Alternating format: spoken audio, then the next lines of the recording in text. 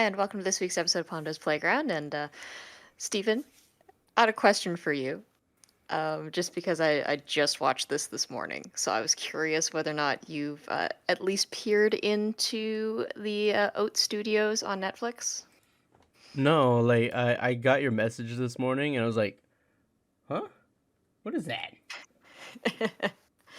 Yeah, so essentially, like we've been talking a fair bit about like anthologies and different concepts and whatnot. So this is create a studio that was created by the director of District 9 and Chappie. If you've seen those, I've seen both. yeah. So Neil Now let me Blomkamp, get I this believe is straight. his name, and so this is just 100% an experimental studio that only produces shorts. Now, a good bunch of these shorts are nonsensical, and some of them are whoa. Is basically the adjective I'm going to use for it, and it definitely appeals to me. This 100%. I don't think it's a thing John would like, but like it appeals to me, and I think it will appeal to you because it's very much a horror shorts set Oh, with sci-fi elements. yeah, but oh, is this who they are? Okay. Um, that's Bless you. I've seen oh, see the Adam shorts. I didn't know those. This was by this studio because the Adam shorts were on the Unity page for a long time in on YouTube, and so I've seen Adam the where it came from. I just didn't know that it was by a company called Oatstudios. Hmm. Or maybe I did. I just can't remember. But Raka, that's what's her name? The Sigourney Weaver's in that Sigourney one. Weaver, yeah, no, I've Yeah. seen this one before too. It was on this little short film was on YouTube as well, and I remember So seeing a lot of this stuff. I love this stuff. It's great. so these things feel to me quite a bit like a pitch. A lot of the, or at least the ones that I've watched anyway, they're not done. Like, and I feel like that's intentional. Like, we are intentionally not done, almost like a, hey, do you like this? You want to see more of this? Kind of like a pitch, right, Yeah. to us. Now, I am aware that there was also a crowdfunding campaign by the studio to basically produce one of these as a full length or whatnot. I don't think the funding went through, but I think it's just an interesting Well, concept. Like it's a studio that's just doing at this moment super shorts, which 100% have the ability to be full features, when but that just aren't right when now. these came out on YouTube, I don't remember Raka, for instance, I don't remember that one getting a lot of views. Mm, Certainly not as much as something of this production should have got. hmm. Because we've seen similar styles of works like this immediately jump in up into like the 15 million views, 2 3 million views. This one took I remember, if I remember correctly, this one took a while to hit 1 million views. Hmm. And yeah, maybe like I think maybe like the YouTube algorithm just wasn't working out for them, so they're probably moving a bunch of their stuff over to the Netflix game. It which is smart. It for for instance, a lot of stuff on Netflix started out as shorts, Hmm. if I recall. So yeah, no, I hope one of these guys, one of these uh one of these works gets a full length feature on this on Netflix, because this got some interesting stuff. Oh yeah, and I mean like so I've kind of just watched through. Some of them are really short. Like when I say really short, I think there's one there that's like 6 minutes, like it's super short. Then there's other ones that are like basically an episode of something like 22 minutes or so in length. So there's quite a variety there. The one that caught my eye, which maybe this is not how I'm supposed to do it, but when I see like the anthologies, especially the ones on Netflix, I actually look through the episodes because I actually want to see, the the variety in the art styles, or what kind of summary is, because it's an anthology. Hmm. You can watch it in any order, right? Now I know some people are purists. They're like, no, you got to watch it in the order it's presented, right? But I wanted to see it. And the one that caught my eye, which I think that you'd quite like, is called Zygote, Like it. and it is starring in that particular one was Dakota Fanning, that I remember correctly, and you know, it's very much that atmospheric horror. 100% gave me Dead Space vibes as I was watching this. Like, it was a lot. And I mean, I'm a fan of Dead Space. I love Dead Space as the trilogy. I know it's getting a remaster, a reboot, but um, the trilogy, I greatly enjoyed those games, and definitely played those with the lights off. I do like that atmospheric horror, but that's the one that kind of got me because it was very much a mixture of, there's some body horror in there as well as atmospheric horror. The sound, now I will say that I think that the soundtrack and the sound could be better. Like, I think that we could have Yeah. really amped that up a bit, like could have been better, but like, just overall, I think that we have like the bones of like a decent survival horror story, and it takes place in the Northwest Territories of Canada, Really? which that also got my attention just because I'm like, oh, I've not actually seen too many works that basically feature the Canadian territories that much. So definitely got my attention. This you had me at Dead Space. Yeah. And certainly like obviously if you put a whole lot in special effects and in the and visual effects and all that, and for a small company, a little bit the music and sound is going to suffer, but I feel like if you have a strong vision like this, then you're going to know what your movie is going to sound like. So that's Hmm. something that's going to get better if they have a full backing for it. Totally. And like, so the monster that's Yeah, featured in I'm this looking one, at this right now. yeah. It's got I'm getting a lot of the Thing vibes too. Yeah, no, totally. I looked at it, and that's kind of what I was feeling too. It's grotesque, but in a very body horror way. Like, I'm looking at, and so one of the mechanics that I actually thought was really smart in this, right, is that the whole point of this creature is that it can like assimilate flesh into itself, right? Like, to basically kind of like those games where we've seen where like you are a ball of something and you roll over things and you become a larger mass. It's kind of like this, but it's a mass of human flesh, if you will. And I'm sorry if anyone listening to this is squeamish, but that's the body horror aspect of this, right?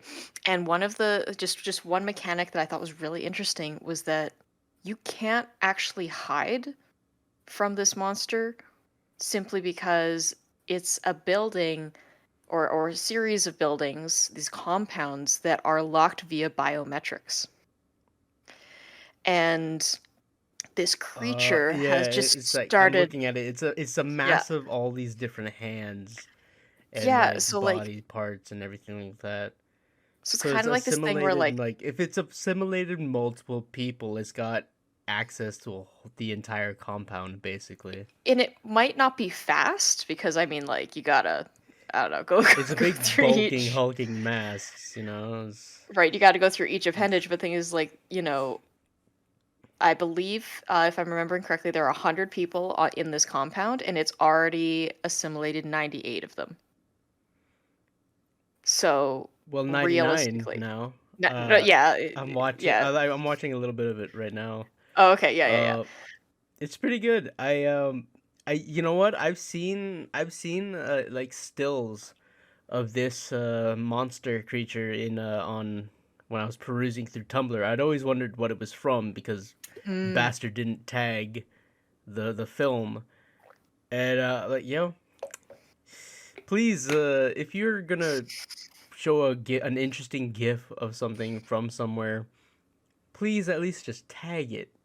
No, Like that's tag it. that's a huge thing. A huge thing is 100% tag the work at the very least for credit here. That's like the minimum I feel is necessary, especially if you're reposting someone else's work, is giving them the credit.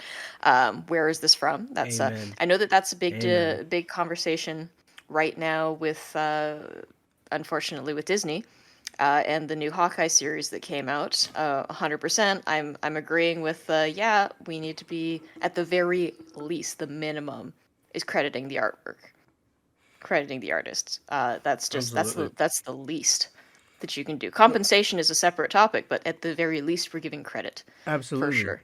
There's I can't remember, but there was, you can look this up, but there's an artist who got her big break because someone credited her artwork and Lady Mm, Gaga saw it and she nice. wanted to, I can't remember if she wanted to do an album cover of her work and everything like that, but yeah, Hmm. like, dig, man, if you like an artist's work on Twitter, what's the, There's no harm. quit being a lazy bastard and tag their work. Tag the work. I got And so frustrated with someone on Facebook because they kept on posting and sharing artwork on their page without crediting any artists. Like, I'm okay, this is a really nice piece. I want to know who done it. And they well, don't bother with the saying who it's from. That's why I deleted that app off of my phone. Like, but well, yeah, no, it's frustrating. it's super important because this is business. Like an artist putting their work just even out on the internet. That's part of their business. That's number one, Hmm. right? And I mean, there are many talented artists, oh, so talented artists, and they deserve compensation for their talent and their artwork. Like it's we can go on this for a long tangent, of course, but like in a nutshell, guys, like it doesn't take long to tag the artist, to give credit where credit is due, and don't steal artwork. Man, that's one of my biggest pet peeves and everything is just Yeah, this is mine. like if I will drop kick you if I meet you in person. I know you stole someone's work. I will drop kick you. No cap, not even. But anyway, side notes, of course. Yeah, I just thought about this morning after I watched a few of the shorts, and I was like, Steven would like this. I feel. Another thing that I took your advice on taking a look at now. Since we've been on the topic of adaptations for the last little bit, I think I'll consider this an adaptation. I feel it definitely made me jump into the lore, but I did start watching Arcane on Netflix. Was a recommendation from Steven, and things is like so. I went into this. I don't know anything about League of Legends. I know that it exists. I know that it's big in the esports arenas. I'm aware of like the kind of game it is, but like as far as lore and whatnot, I had absolutely no idea going into this. So I feel like I was a good I'm a good blank slate to kind of talk about how this stands up story wise without now is my understanding me and you can correct me if I'm me wrong, Stephen, too. that Like yeah. the most I've seen of Arcane or League of Legends was the music Yeah. videos. I loved the music videos. I loved all the K-pop that they introduced, but there was before the K-pop they did heavy metal. They before and they're dabbling into just straight up rap now. Uh, there's a few artists. Denzel Curry features in one of the songs in Arcane. I really love the track. I love it so much. I've been playing it nonstop, because I just love it so much. It's such a good song. Um, Someone told me, just jokingly said that Riot Games is just a music studio that just so happens to make games, and I'm like, The true. games is the side hustle. Yeah, because like there's a K-pop artist who is just the de facto singing voice for one of the characters on there. Like they Mm. switch around a few of the singers, but I think the person who sings for Akali, one of the heroes on in LOL, is like legit just been a mainstay for her singing voice for a while, and I'm like, yeah. Well, that's really cool. Like I'm so excited about Riot, Arcane, all that because it's bridging a huge gap that I'd never realized was there between film, music, and gaming. It's all there in Riot Games, and I'm so excited to see what comes next. Yeah, it's super interesting because I was chatting with my husband about this because I mean he plays a lot more of the PC games and that and has done a lot more MMOs than I've even touched, right? And so I was like, what is the story of this? And this is after you had messaged and were like, hey, yeah, like you need to watch this. This is like genre defying, and I'm like, okay. So I was like, what is the story of this? Because I kind of just want to have like a general idea. Hey And he everyone, I'm goes, Tom, executive there really producer at isn't one. He's like, each player has a backstory that like kind of goes with it, but as far as like story wise, and again, I'm I don't know if that's right or not or whatnot. I've never not played this game at all, but like the basically the story is rooted in the backstories of each of the characters. So as Yeah, you like see the backstories, then you get basically a piece of the puzzle. But as far as like a huge arc or like an overall story, there really isn't one, is my understanding. And that's why when I was watching this, I'm like, okay, so then this serves as the story. Now, the two, I'm going to call them main characters, I suppose, of this. The two sisters, Powder, who I found out later was Jinx, the one character in League of Legends, as well as Vi, right? These two sisters. I guess because I have not listened to any of the dialogue or whatever. I guess it's been hinted for a long time that they've been sisters, like in yeah. through dialogue and The gameplay and stuff. So the in game dialogue uh that's what hinted at a lot of things for Arcane for people who actually played the games that if you, they in if any of the hero characters interact with other hero characters, they'll say a line of dialogue that kind of hints at their relationship or mm, their lore story in the back. Yeah, it's pretty cool, and it honestly makes a lot of sense that the first feature that feature length work was going to feature Jinx as the main character because if you paid attention to the marketing and the direction of the marketing that Riot had gone with, the character Jinx was just such an iconic character that when her trailer came out, it garnered views. It was just a surprise smash success on YouTube. A lot of different people who weren't even fans of the games started watching this Get Jinxed music video. The music was by an artist called Jerv, and that opened up a lot of different avenues for a lot of different people to get into either the game or start watching all the other videos mm. that the League of Legends page has.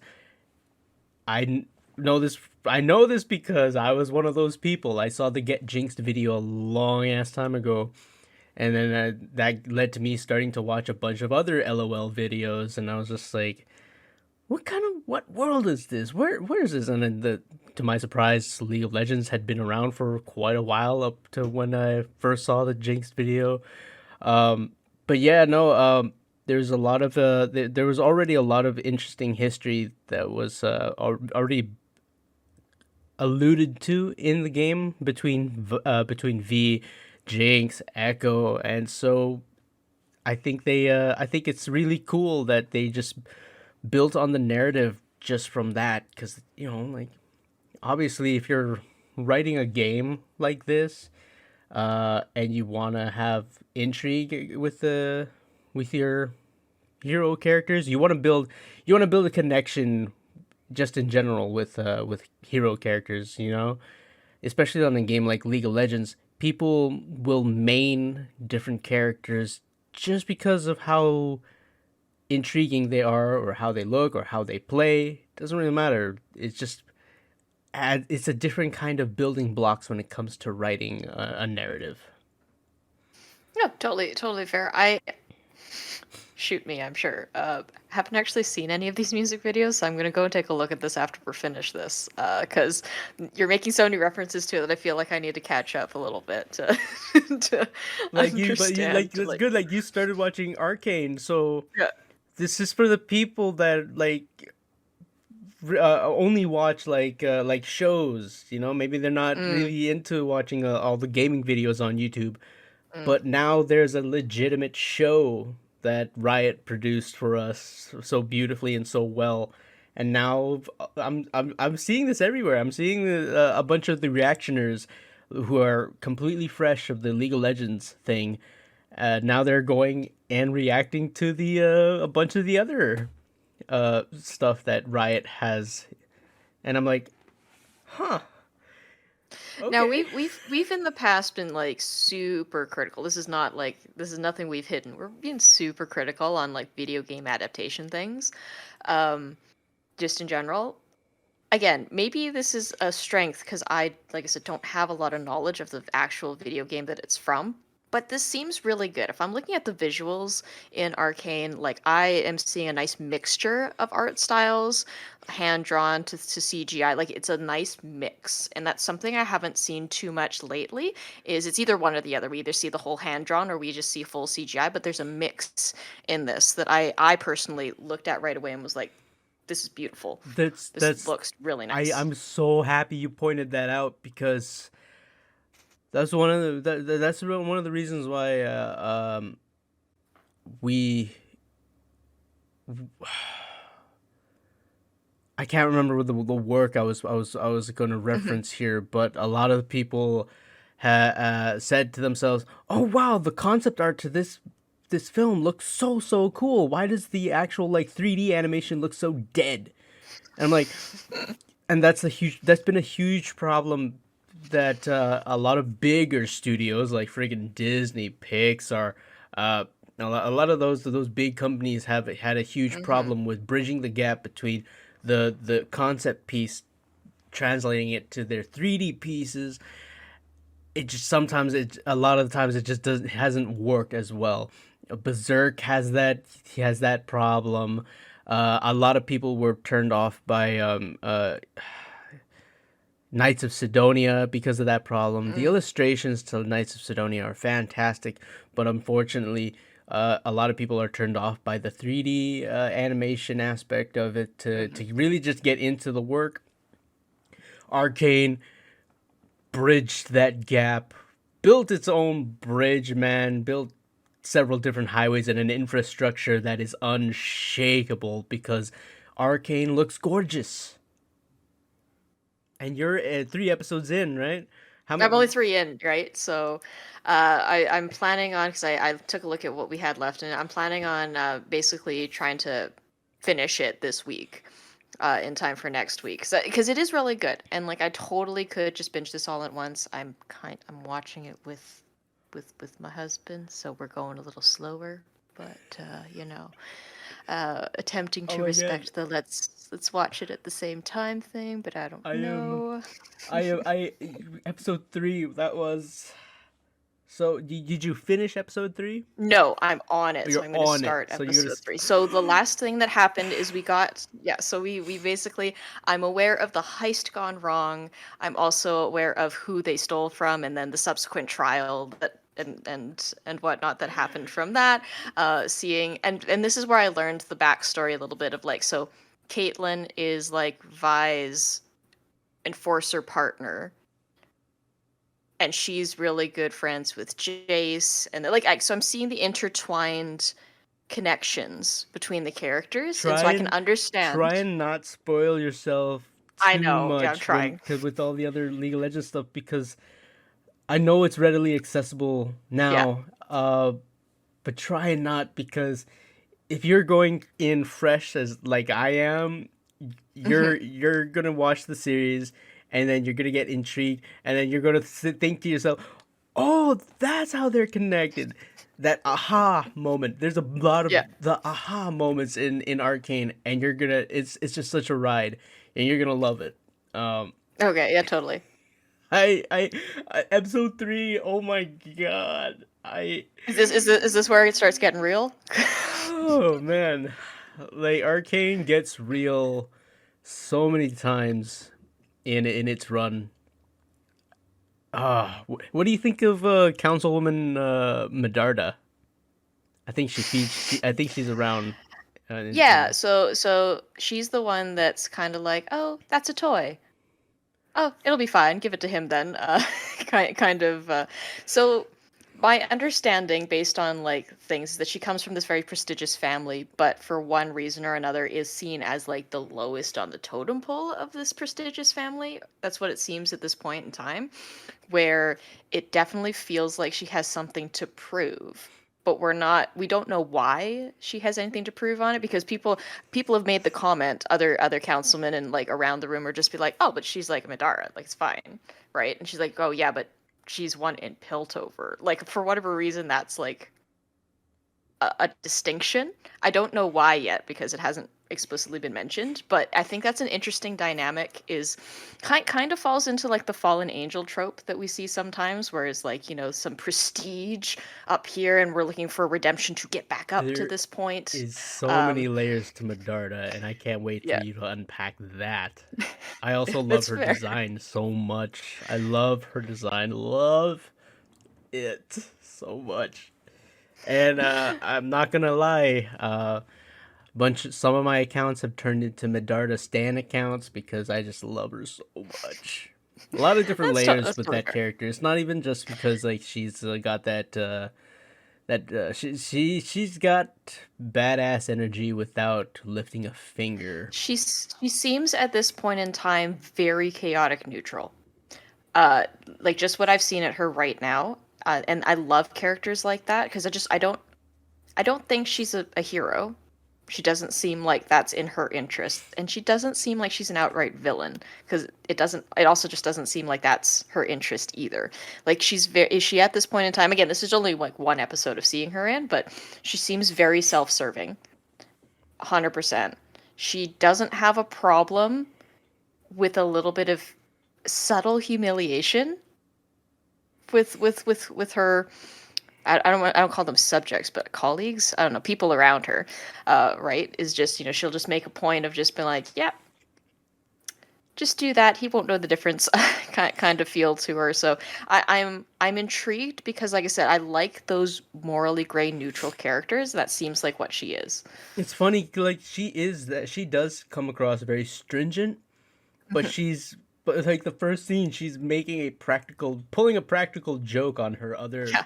councilman, and I'm But like, and that's what oh I my mean. Is like god, that subtle humiliation, because it feels like that she's like doesn't have a problem with making someone look stupid, which is essentially what she's doing there, right? yeah. And but it's such an inside joke that right now it's like only a handful, like maybe her and like a couple other people actually know what's going on there. And it's making a point without outright making it a point, She's right? so cool. There's Like, um, I feel like this is the direction I wish that maybe to Medarda's level and drop it down a few levels on the stringentness. I feel like this would have been perfect to look at when they were directing Faye Valentine's role mm, in Cowboy Bebop, because mm, Medarda does come across playful, but you drop it down a little bit and you drop down her station just a little bit to the same cast level as Faye Valentine from the anime. You have a perfect live action blueprint of how mm-hmm. Faye should go, because Faye is smart as hell. I've been rewatching Bebop, the Oh, she's anime. really smart. She's smart as hell, and she is self-serving, and she is selfish. But her spending in too much time with the Bebop crew does change her a little bit, and she does go through levels, and her experiences from her past does shape how she is when the Bebop crew meets her. Yeah, and things, she definitely has a line. Like Faye Valentine always she has a line, right? Like you're 100% right. She is selfish. She is super self-serving. She will basically, if you're running for the goal, she will kick you off the highway like to get there. But she won't kill you Yeah, because there's a line. you'll just be a little bit humiliated, Yeah, like exactly. Like there's a Medarda. line. There's a line, right? Like you'll and that's what I always really enjoyed about her character is that, and it's not that like I love badass women characters. Like I do love them. They are, I feel them. I You feel them. you But mentioned the line yeah. that Faye won't cross. Hmm. That is something that runs very parallel to Medarda, and Hmm. I can't wait till you get to that point in the series because there is a line that Medarda won't cross, and people misunderstand her. They'll think that she will happily cross that, but she won't because she's not that kind of person. She Hmm. they you said she'll kick you off the finish line. You're humiliated just a little bit. Yeah. What at the end of the day, that little puzzle fooling Yeah. of a councilman. Yeah. At the end of the day, nobody's getting harmed. He's just when he figures it out in 20 years time. This is a facepalm moment, but like Yeah, you live. Like exactly. kind of thing. And you brought up the adaptation of Bebop, so I feel the need to just like go into that a little bit. We did do a live reaction of the first episode of Bebop. Not watched. I have not gone through the rest of the episodes, but will in the coming time because I do want to unpack what I'm seeing here. But um, based on that, this is another adaptation that got a lot of hype, and why wouldn't it? Simply because we love Cowboy Bebop. Like it is one of the genre defying. I'm going to even use that term, right? For anime in the West. Okay, now anime has existed in Japan obviously for many many years, but this is one of the first animes that was really good, that didn't have horrible dubbing, that made its way over here, and one of the first ones that a lot of people invested in, right? And when you look at what it is, it's a lot of references to different archetypes, to characters or people that we see as very iconic. I'm talking mostly when you look at Spike Spiegel as an example, what's the first thought that comes into your head? Well, for me, The it's good old fashioned Bruce Lee. Bruce Lee, but he Yeah. also sets the archetype for uh the aloof bounty hunter with a past. Yes. Yeah. And That and but the became a aloofness, heavy archetype in anime yes, it in did. And following his appearance. Maybe there were people like that before, but nobody remembers them as much as they do Spike Spiegel. and the biggest thing is like the aloofness. By the time you finish Bebop, the entire series, let's not talk about the movie. That's its own thing to unpack. Okay, but like if you go to the end of the series and you go on this ride with Jet, with Ed, with Faye, all the way to the end, you kind of have to go back and go, was the aloofness an act? Are there two Spikes that exist here? Is there one that's influenced in this direction and one that's never been influenced at all? Like, these are the questions. Like, there's a lot to really think about by the time you get to the end. So, won't dive too much into it because, like I said, I would like us all to have finished watching it. And honestly, before we discuss it, I might rewatch the anime again afterwards, just to again get a nice rounded picture. I've kind of stopped myself from rewatching the anime first before finishing the adaptation because I feel like that might color my perspective. I'll do too many comparisons at that point in time. So I'm gonna try to finish I'm the adaptation and then rewatch anime to kind of round it out. I'm not even ashamed to say this. The moment I finished episode 1 of the Bebop adaptation, I went back and I Hmm. binge watched friggin' 15 episodes of Cowboy Bebop Yeah. in 24 hours. Love it. Um, and it is hella coloring my perception. It is hella coloring my perception because Yeah. now that I have this now I have the anime a little bit more clearer in my head. It's almost as if the directors in North America didn't believe in the storytelling of the original Cowboy Bebop, Mm.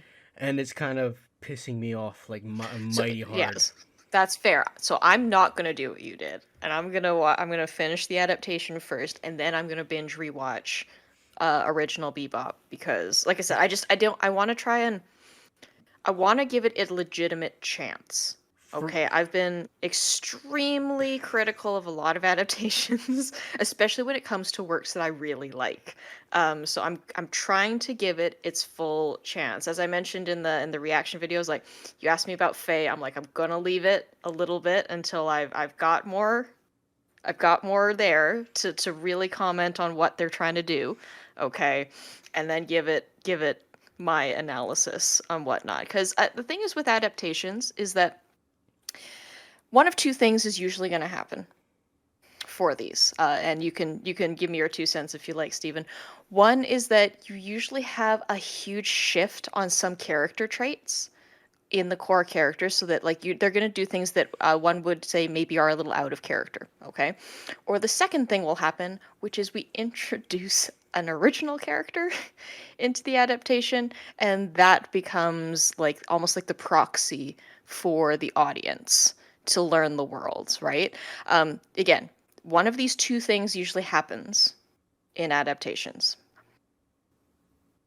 I don't know what'll happen in Bebop, if we'll have a surprise third one, or if we're going to fall into one of these two tropes here that usually happens with adaptations. But you know, it's interesting when you start looking at things in that way. I at this point in time have only seen episode 1. I've not seen an original character really snake in yet.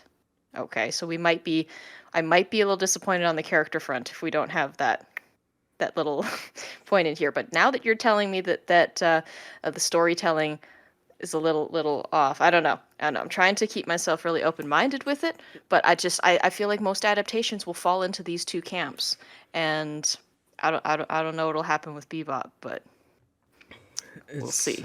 it's yeah, I just think, to me, it really bothers me because they have their episodes in the live action are like 49 minutes long. Yeah. Between 49 and 39.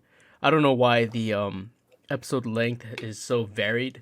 When I looked over in the Netflix adaptation, I think if you covered an hour at least between to every episode, there's no excuse to shove so many key elements to all of those things into the very first episode, because a lot of the mystery is gone. A lot of the reveals are completely erased, and one of the and they don't exist anymore in the live action adaptation. And now you as the audience aren't experiencing what Spike is experiencing through the lens of someone who doesn't know anymore. And it's not, The and it just it's and that's what I think. That's what I think is like when the North American directors just didn't believe in the storytelling of the original one. The original one makes you feel as fresh faced a bounty hunter along for the ride of the Bebop crew as much as it could, and you could have done that to and you could have done that in the live action adaptation. You could have made a brand new audience of people feel like they were seat belted into the world of this of this future that we're actually inching close to now. Um, but Yeah. it just doesn't work, man. Well, what's one of our biggest criticism for adaptations like of all time is always pacing. Like it's one of our biggest ones where, just grab any I'm quite confident in saying grab any like video game adaptation that we were super disappointed in. And a lot of it is the fault of trying to cram so much into the 90 minutes, the 20, the 2 hours, the first episode, like whatever it is. Like we cram so much in that we forget that there is charm, and that is the word I'm going to use there. There is a nice charm in the subtlety that you lose with little things like foreshadowing. Like that first episode of Bebop doesn't have a whole lot of foreshadowing. And I'm not talking about like, yes, you can argue that there is foreshadowing in it, but I'm talking about like long-term payoff Yeah, foreshadowing, long-term payoff. right? And the mystery is gone too. Like I just said, like I this isn't even spoilers anymore because you see it in the first episode. Vicious is introduced in the first episode. Julia is introduced in the first episode at the end of the first episode. And those were like points of contention towards Spike Spiegel as a character and reasons why big surprise reasons of why he does and acts the way that he does up until that point in the story. Mm. And it's like, and like you know what? The aloofness makes more sense the first 12 episodes of Cowboy Bebop, and then it shocks and surprises you to see Spike act a certain way that differs from how he was acting in those first 12 episodes. Mm-hmm. That is a payoff in itself, was seeing a switch of the flip in a character like that. Because Well, because it subverts your expectation. well, you were basically, for lack of a better term, you were in the trenches with Spike. You figured out, you knew what Spike was, who he was, what his goals were. That's 12 episodes. That's for some people, for some anime series, that's a season. Okay? Where we were with this character and we knew. Like we figured out we knew. And then the second half you go, actually, you know nothing. Yeah. Right? And it kind of refreshes the series at that midway point there, because all of a sudden we are like where we were at square one with the first episode. I don't know this character. Mm-hmm. Mm-hmm. Right? Same feeling, but for two different reasons, right? And I mean, this is how I feel anyway. Midway through Cowboy Bebop to the end of the series, I'm on a ride, and it goes really fast. Like it's and in a good way, not a Yeah. bad way. I'm not Well, right. It's just I'm yeah, like you're that's that's that feeling that you get when you finish a series and it's like it's over already. I yeah, want more.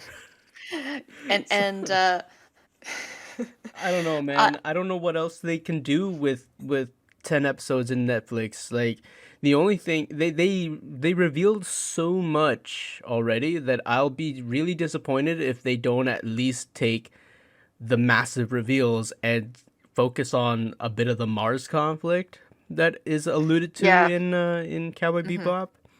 Well, it's interesting because I don't know if you picked on a couple on a couple things. I 100% might just be reading into it, but there are some little brief mentions that gave me Carol and Tuesday vibes. I think this is 100% like Netflix just making a bit of a nod to, you know, another work that they both produce and that is intricately connected to Cowboy Bebop a little bit.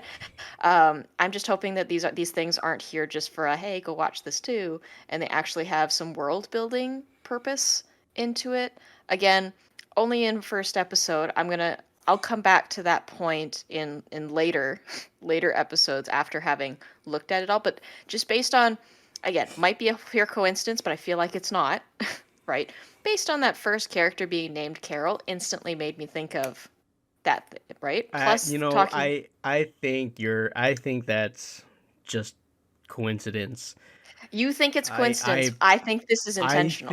Uh, I think you're giving this adaptation a little too much credit, and maybe. I'm gonna feel bad how heartbroken you'll be when there's absolutely no mention of Carol and Tuesday on this one, Oh, no, no, they won't because actually explicitly mention it. Like 100%, I don't think this is a straight up I don't mention. even think they're gonna I think allude to it. I don't even think I it. think we're gonna have some like just some there'll be a music moment or some like I feel like there will just be We subliminally gotta watch something. the rest of Okay. it and see it. I will watch the rest of it and I will analyze the crap out of it because that's just what my Like brain does. I don't even if Denzel Curry makes a cameo Hmm. appearance in this one, because Yeah. as we know, Denzel Curry provided the vocal talents for two songs in the Carol and Tuesday Hmm. anime. If at least Denzel Curry doesn't show up somewhere, maybe he's on Earth before he immigrates to Mars somewhere along the way, or maybe he's like a kid or something like that. We'll figure it out. Um, We'll figure it out. Denzel Curry's I'm just. character, I mean, sorry. Hmm. Um, I don't know, man. I I I'm not even gonna put the expectation there, because I think you're giving the show a little too much credit. Maybe. I Maybe. just wasn't I wasn't impressed with the first episode. I know the only reason I had some good things to say about it is because I was watching it with my friends. I was having a good time, you know. But Well, what I as I will say, started to watch it again, I was just like, what I will say, and this again, I'll reevaluate later. It looks good. Like the set pieces look decent. Like from that point of view, I can like go in and say like, I like that's the another look. thing. Yeah, the look is good, but don't you think it looks a little bit too good?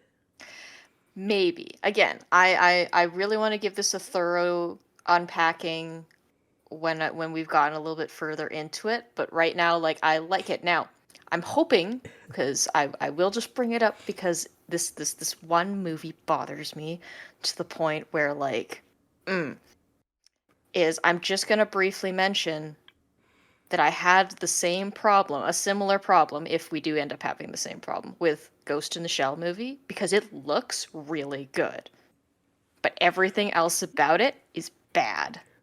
But like, here's the thing though. Here's the thing though. Ghost in the Shell and Cowboy Bebop have very similar aesthetics. Mm-hmm. And here's where both adaptations sort of fall flat to me, is that they put in so much effort into digitizing the set and the sets themselves to make them look good. Mm-hmm. But if you paid attention to the set pieces in the anime, nothing in the environments looks good. Doesn't look new. It It doesn't looks look nice brand and new. flawed. It looks It lived looks in. flawed. Yeah. It looks like people use it on a daily basis, and there is a look to that. There Mm-hmm. is a very distinctive look to that. And if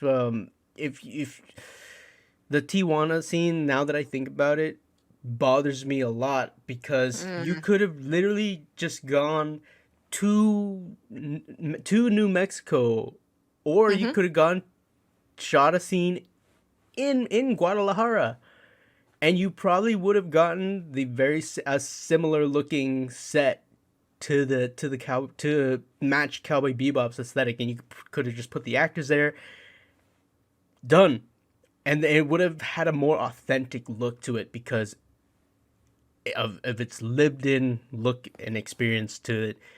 You know, maybe it had maybe I paid some of the locals to be extras in there, because one thing I noticed when I was rewatching Cowboy Bebop was that the animation took so much effort and time to give even the background characters a moment in the show.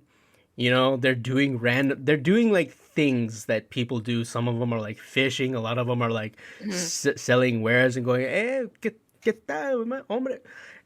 It all feels like a community. Like a community Hmm. lives in that place. The TJ scene in Cowboy Bebop looks like they built it in a day, slapped some posters and stuff all together, and made it just put the filter over it to make it look a little nice, and boom, done.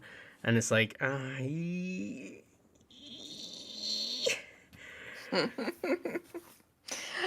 gonna save Steven from a little bit of an aneurysm there. We're gonna enough of the bebop. We'll get to it again you when we're know a little what? bit further out. I'm gonna put this episode as a pre-episode. If you want to watch the Cowboy Bebop reaction or lack thereof, it'll be up soon. And yeah, hope to see you again. Smash the like and subscribe button, cause yeah, I had a blast. As much as I had as much as I have gripes about it, I had a blast doing it with It was y'all. fun watching it. Yeah. Yeah. That's the thing is that I definitely will feed into it. It ticks a few boxes for me when we watch like the episodes and stuff because I feel if it's my it ticks my nostalgia box because I'm like I'm a kid again. Like as I'm watching this, number one, right? Um, I didn't know you and John as when I was a kid. So it's interesting to have that energy because all Yeah. of us at one well except for John he watched it later in life but you know uh you and I watched this pretty young and like got enamored with this like I said it was one of the I had watched all of Bebop pretty much before really having really dove into Pokemon.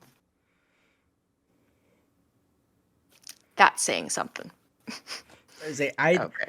I'd watched Bebop after like finishing Pokemon. I was well into Sailor Moon. I Yep. was in love with Dragon Ball Z as every kid my age was. Cowboy Bebop. I remember that suddenly being on the TV, like as I was flipping through channels, and it's so weird because I remember the type of TV that I had. I Mm, remember the smell of the table in my living room. As I think about some episodes of Bebop, so there's kind of like that. yeah. I get There's it. that senses that correlating senses thing that triggers when you watch something in your memory, and yeah, like you've had that before, right? Like you Oh, smell 100%. something. Like I can tell you right now that the first time Ed came onto the screen, it was later, like well, late for me as little Tiffany. I was like 8 o'clock or something. Like it was late for me, okay, at the time, and I was sitting with my dad who was also watching this. He's on this side. The couch was really rough. Like I can remember like a lot of these like little things, and I'm just watching this because I remember being a little confused that Earth, as I saw it the first time, was basically a junkyard. Like this confused me because this is not when I look out the window, this is not what I think that this planet looks like, right? I was very confused. We had just had a little bit of finger food, if you will. So, there's like, chicken strips, fish sticks, tater tots, that kind of stuff. I was definitely like I can remember this scene and the confusion of why is Earth a junkyard essentially didn't hit me. Like, environment and climate change and whatnot, not a thing in my mind. Not as a Not young kid, you know. right? And I'm just like, why? And then why is this kid living by themselves essentially in this junkyard? Like what is this? Oh, this kid's really smart. Like these these are kind of like my thought processes at the time, right? So yeah, no, for sure. There are certain moments in Bebop that like I do remember very clearly. Not just Bebop, there are other shows too. Like You I could remember tell where you. you were at the Yeah. time, right? For Yeah, me, it's I like couldn't tell you. I couldn't tell you the date for sure, but I no, could tell hell you the no. scene. I could tell you the scene, right? This old scratchy couch, sitting down watching this on this tube TV that was at the time like maybe 24 inches or something. It wasn't that big. It was a small tube TV, right? We're watching this just after dip some tater tots in some cheese whiz because that was beautiful at that time, right? Like this is the scene. So I guess that's the question for all of you guys. What's your bebop scene? What's the one scene What that you is can what think is of and it? remember? What is that's Tiffany's question, but like for me, like what is a certain smell that you can smell that Mm, takes you back to a certain time or a point in your life? You know? Mini Schneider's beef pies, because there was definitely those at that time. Do you know what I'm talking about? Okay, so like, you know how you have like meat pies, Yeah. right? And so like when I was younger, like we did this. My dad used to always call it chicken and cheese night because like you quite literally have just basically think of all the hors d'oeuvre finger foods that are frozen that you could just like throw on 2 to 3 baking sheets. Like that was dinner because this is like casual, kind of like casual Friday kind of thing, right? Yeah. So you would always go down and like the one thing you always started with at this time was we had these like Schneider's frozen pies, but not like the big ones, right? They were like mini individual hors d'oeuvre sizes, right? So Right. everyone got the Right. choice between a chicken pie or a beef pie. Okay. Everyone got one or the other. And you got to choose. And like I remember being really unsure as a kid because I felt like I was choosing sides when I chose chicken or beef, simply because my mom always chose chicken pies. Oh, My and your dad always dad. chose beef pies. So I was always like, am I like, who am I going with today? Essentially, right? It's so much that I wish that I could do like a half and halfer, but like couldn't choose, right? So I'm just like beef pie. I like how you're a kid and you're like, no, I can't do both. I can't do that to my parents, but your parents would be the first one to say I love all my children equally. True story though. The kid Oh, true story. But anyway, Tiff's guys, little baby Tiff's a ride or die type of homie. So pretty much. But anyway, guys, thank you for joining us as we just kind of looked through a few of the things on Netflix that have been really, getting us thinking about a few things. I'm like I said, 2 episodes into Arcane. I would recommend it at this point. It looks beautiful. Story looks like it's going in decent places, and the characters are pretty complex. Again, this might be one of those video game adaptations that I might endorse by the end, but we'll see. Okay, uh, you know, Oatstudios again, nice shorts and stuff. Do keep in mind that these are vignettes. That's the term I'm going to use for these. They're not complete at all. You have to be aware of that going in. But the ideas there are very interesting, and I think could be concepts for features later on if the studio wants to go down that route. And then we got our good old fashioned bebop. Jury's out still. We'll feel like this will be a multi-episode conversation by the time all three of us finish this because, like I said, we're only fairly early in and have lots to say, so I we'll see. maybe I I kind of want her to react to episode 7 7. live. Yeah, Okay. Tiff. When you get to the episode "The Boy Savior," Mm-hmm. uh, I want you to react to it on video because I think you have an appreciation for animation, and that episode in particular, I have Okay. on repeat in my head. Arcane has been uh, an inspiring point of for me as an artist trying to get garner more attention for myself Mm, online. I am taking furious amount of notes here. Okay, I like it. All so right, I'm a take note of that. Episode 7. episode 7, I'll let you know when it's going down. so good. So yeah, But anyway, guys, thank you for joining us. And as you can tell, we will definitely be talking to you next time on a few cool things. bye. Before I go, remember, hit the like button if you like this video. Subscribe if you want to see more, and please comment, let me know what you guys want to see. You know, what do you want us to react to next?